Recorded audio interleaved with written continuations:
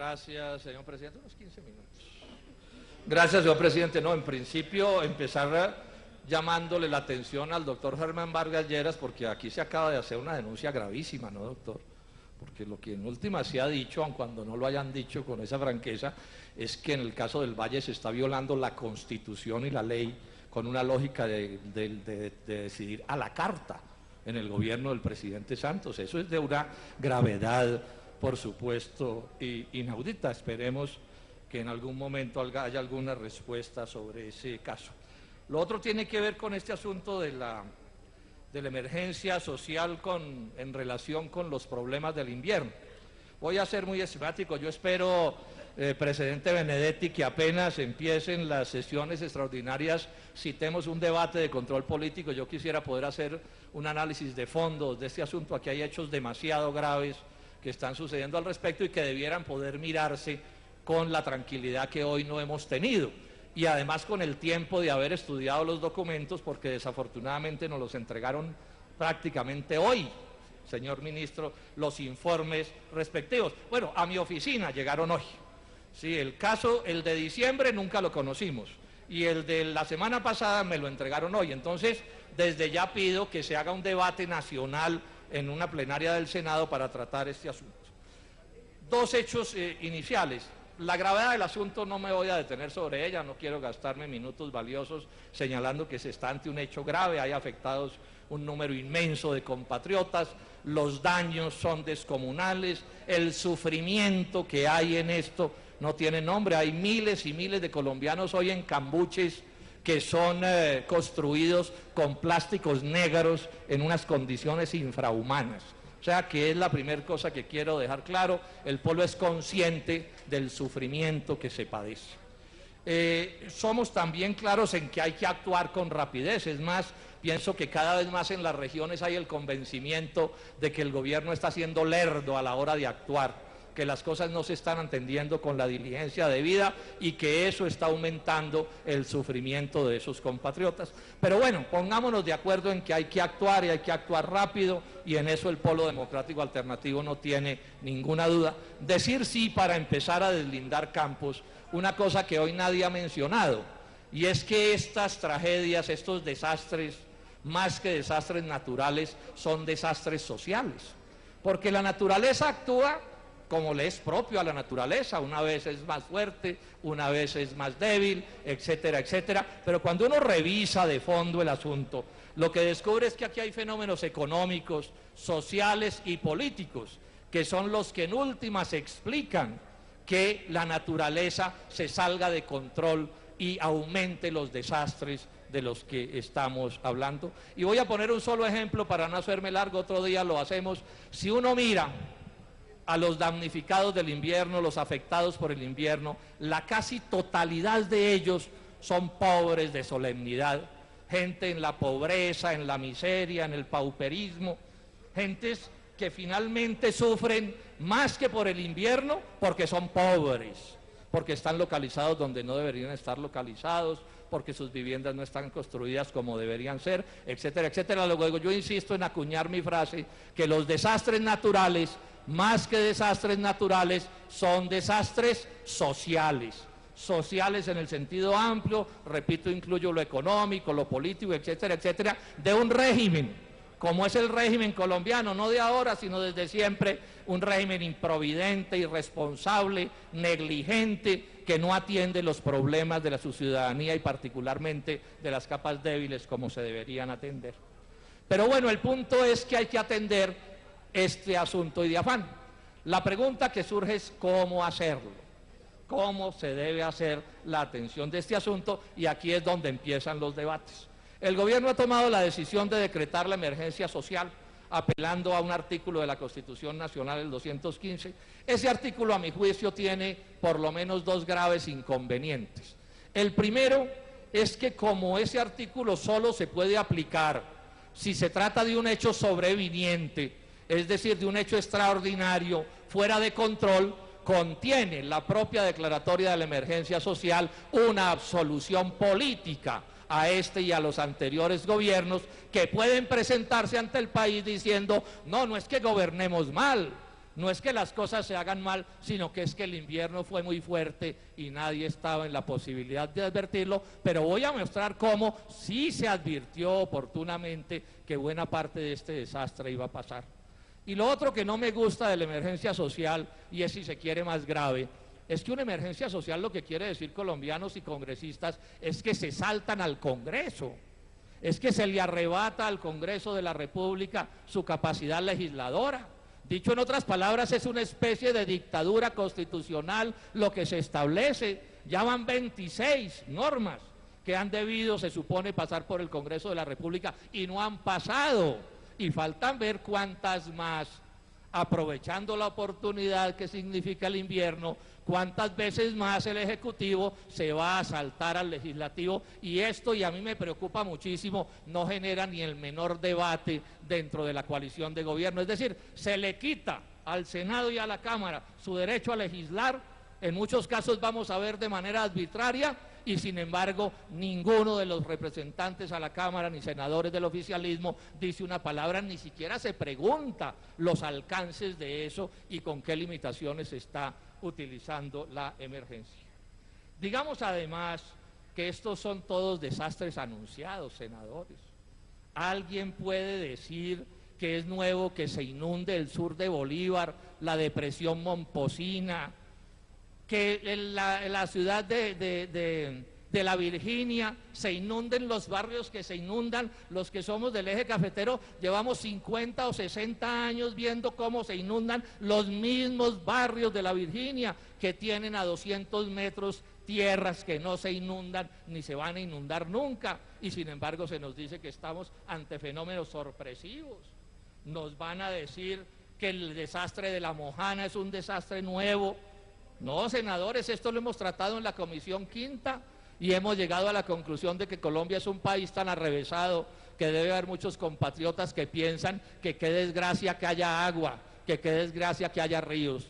Mientras en el mundo los ríos son el Rin, el Mississippi, son el Nilo, el Yangtze, centros de generación de riqueza, en Colombia los ríos resultaron ser que fuentes de desgracia cuando no lo son. Cuando lo son solo porque hemos sido sistemáticamente mal gobernados.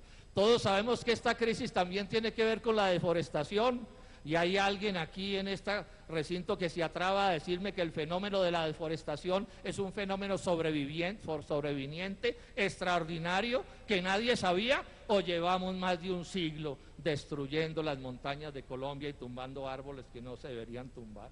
Todos sabemos que este desastre, sobre todo en la costa, que es donde es principal, tiene que ver con que las ciénagas han sido destruidas y esas áreas naturales de inundación de los ríos han desaparecido, y entonces los ríos adquieren más potencia para causar más destrucción. Y todos sabemos que la Drummond en el Cesar está destruyendo la ciénaga de Zapatoca sin que nadie diga absolutamente nada que ese hecho monstruoso está ocurriendo. ¿O es que no sabemos además cómo se desecan las ciénagas y cómo se hacen intervenciones indebidas en los márgenes de los ríos para agrandar haciendas? Para poner un ejemplo sin ninguna consideración técnica. Luego ahí no hay nada de extraordinario ni sobreviviente. Y esos compatriotas que desde hace décadas viven en zonas de inundación, ¿también es un hecho novedoso? Es sorprendente que tantos pobres de Colombia estén con sus casas construidas donde no se debe construir. ¿El barrio que se cayó en Medellín era una sorpresa que se cayera? ¿O por el contrario, la sorpresa, ministro, consistía en que estuviera ahí? El milagro era que no se hubiera caído. Lo raro era que hubiera durado tanto en ese sitio y no que desafortunadamente se derrumbara, generando el desastre que generó.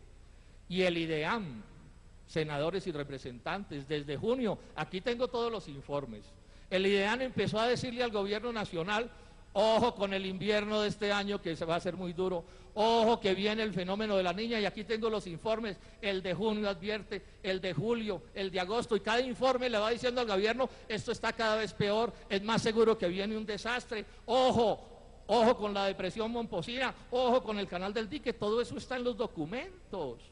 El propio jefe del Estado recién posesionado fue a La Mojana a hablar de las inundaciones. La Mojana ya estaba inundada en agosto.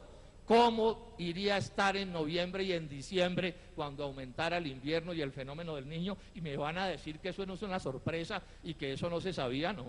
Aquí cualquier cosa pues se podrá decir, senador Benedetti, menos que estamos ante un hecho sorprendente y un hecho del que no pudiera saberse que pudiera ocurrir, y empezó, como usted dice, en el mes de junio. Y me he tomado el trabajo de mirar con detenimiento el que puede ser el más grave daño de este fenómeno invernal y de esta negligencia y responsabilidad de los diferentes gobiernos, que es el caso del rompimiento del canal del dique. Aquí tengo, senadores, enviados por habitantes de esas zonas del país, recortes de prensa. Por ejemplo, del periódico La Libertad, del 24 de mayo del 2009, donde dice que hay pánico. Hace un año hubo pánico en la región porque se pensaba que el canal del dique se iba a reventar por los efectos del invierno de ese momento.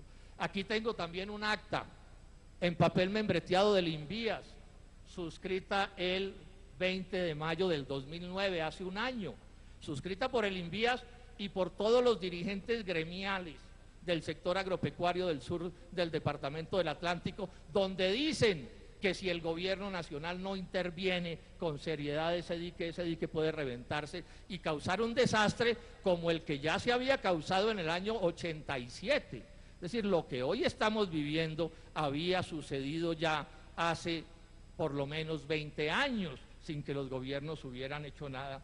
Miren ustedes cómo tituló el 30 de agosto pasado el periódico La Libertad, nuevamente de Barranquilla: amenaza del dique, si se desborda es responsabilidad de Mintransporte e Invías, dicen los habitantes del cono sur del Atlántico. Les vamos a decir, doctor Vargas Lleras, a esos compatriotas que hoy sufren, las que sufren, que era que no se sabía que eso iba a pasar, y ni siquiera fueron capaces de poner un tipo en una moto o en un burro que caminara por el lado del canal del dique y estuviera pendiente a ver qué era lo que iba a suceder. Nada.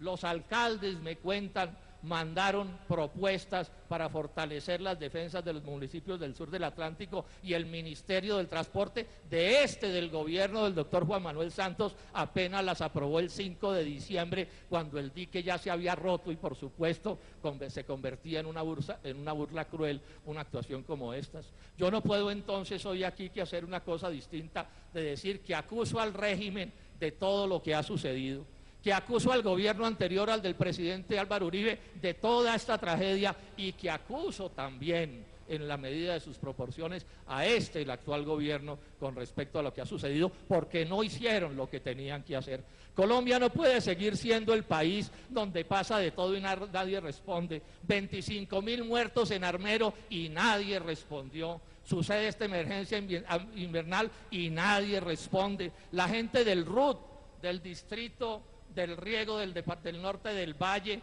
les advirtió desde hace rato al gobierno nacional que se iban a reventar los diques. Valía 4.000 millones de pesos arreglarlos y hoy vale 40.000 millones de pesos atender la emergencia. En estas circunstancias, entonces, no se sorprendan, senadores y colombianos, si la Corte Constitucional, que va a estudiar todas estas cosas en detalle, observa cuidadosamente y concluye que no se está ante hechos sobrevinientes, que no se está ante hechos sorpresivos, sino que se está ante hechos que habían sido oportunamente anunciados de una u otra manera. Por último, decir esto porque advertí que iba a ser breve. Con respecto a los decretos y los detalles, habrá tiempo de mirar esto pues con más detalle. Hoy afortunadamente acordamos que ese sería un tema que se miraría en su debida oportunidad, pero desde ya tengo varias inquietudes, ministro.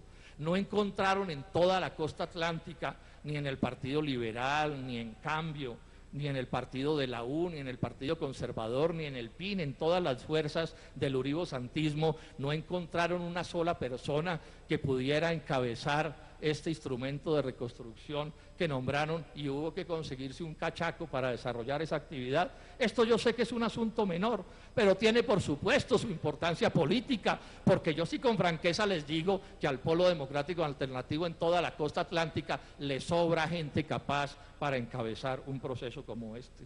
Me disgusta, y tengo que decirlo con franqueza, la lógica plutocrática de la dirección de la reconstrucción. Entre todos los 45 millones de colombianos, solo un banquero, ¿y qué banquero?, era el indicado para acometer esa empresa. Y con toda tranquilidad el decreto, el senador Benedetti dice que 5 de la empresa privada.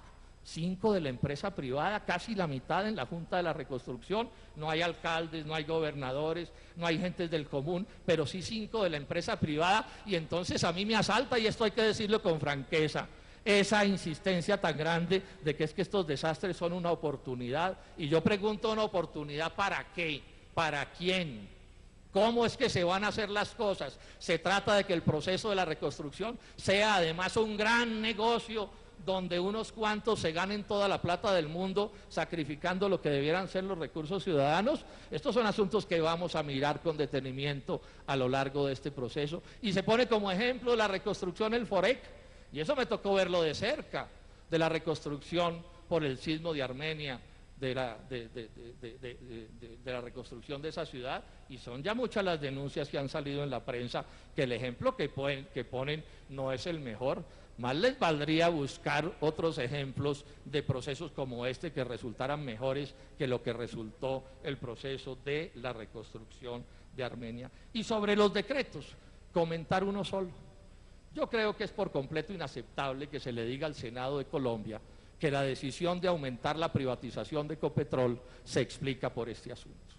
Todos los colombianos supimos que el presidente Juan Manuel Santos propuso aumentar la privatización de Ecopetrol antes de este fenómeno. Todos lo oímos y lo sabemos, con otro propósito diferente. Se alcanzó incluso a presentar aquí en el mes de diciembre un proyecto de ley para adelantar la privatización de Ecopetrol. Y entonces uno se pregunta, bueno, ¿de qué es de lo que se trata este cuento?